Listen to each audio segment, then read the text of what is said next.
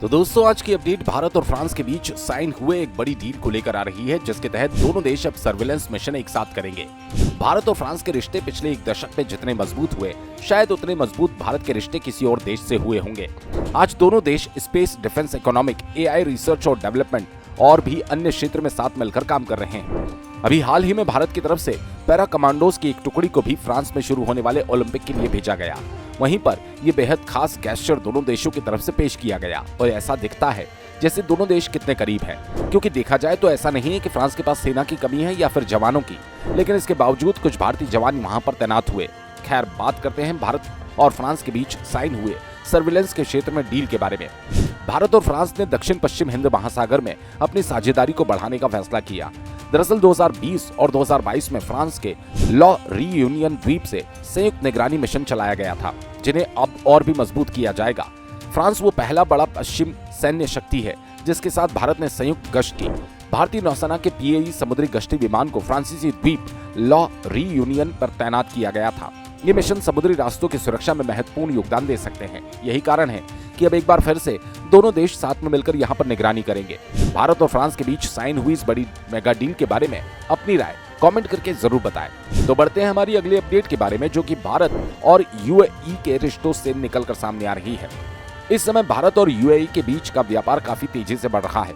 वहीं अब खबर सामने आ रही है कि जल्दी UAE भारत से बड़े बड़े हथियारों की खरीद भी कर सकता है, क्योंकि अडानी के साथ उसने हाल ही में एक डील साइन की थी। दरअसल रक्षा और एरोस्मिथ और UAE की कंपनी ने साथ में मिलकर काम करने के ऊपर एक बड़ा समझौता आज से 1 महीने पहले किया और अब इसको ग्राउंड पर उतारने की तैयारी दोनों देशों ने कर ली। इसमें भारत की अडानी ग्रुप और UAE की एज ग्रुप ने कमान संभाली। ये इस तरह का पहला भारत और UAE के बीच में समझौता है, जिसके तहत दोनों देश साथ में मिलकर हथियार का निर्माण करेंगे और उसे खुद के लिए यूज भी करेंगे और दूसरे देशों में भी एक्सपोर्ट करेंगे। ये समझौता मिसाइलों, हथियारों, ड्रोन सिस्टम और साइबर तकनीकों जैसे विभिन्न उत्पाद क्षेत्रों में सहयोग को बढ़ावा देगा।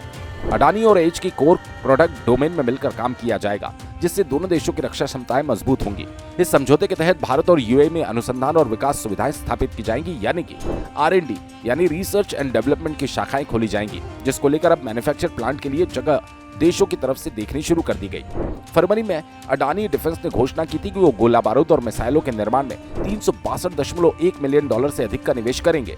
उत्तर प्रदेश में 2 बड़े उत्पादन सुविधाएं खोली गई, जहां भारत की सशस्त्र बलों, अर्धसैनिक बलों और पुलिस के लिए फुल स्पेक्ट्रम ऑफ एम्यूनेशन का निर्माण किया जाएगा, जिससे 4000 से ज्यादा नौकरियां उत्पन्न होगी।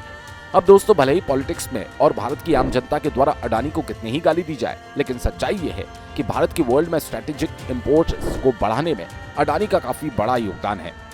साथ ही भारत की सॉफ्ट पावर को भी बढ़ा रहा है। उसके द्वारा जिस तरह से अलग अलग देशों में बंदरगाह खरीदे जा रहे हैं, इससे भारत की मौजूदगी दुनिया के विभिन्न देशों में बढ़ रही है। साथ ही डिफेंस के क्षेत्र में भी बढ़ चढ़कर भाग अडानी ले रहा है। बहरहाल दोस्तों, अडानी के बारे में आप लोगों की क्या राय है? अपनी राय कमेंट करके जरूर बताएं। फिलहाल इस वीडियो में इतना ही। वीडियो अच्छा लगे तो लाइक और चैनल को सब्सक्राइब जरूर करें। धन्यवाद। जय हिंद, जय भारत।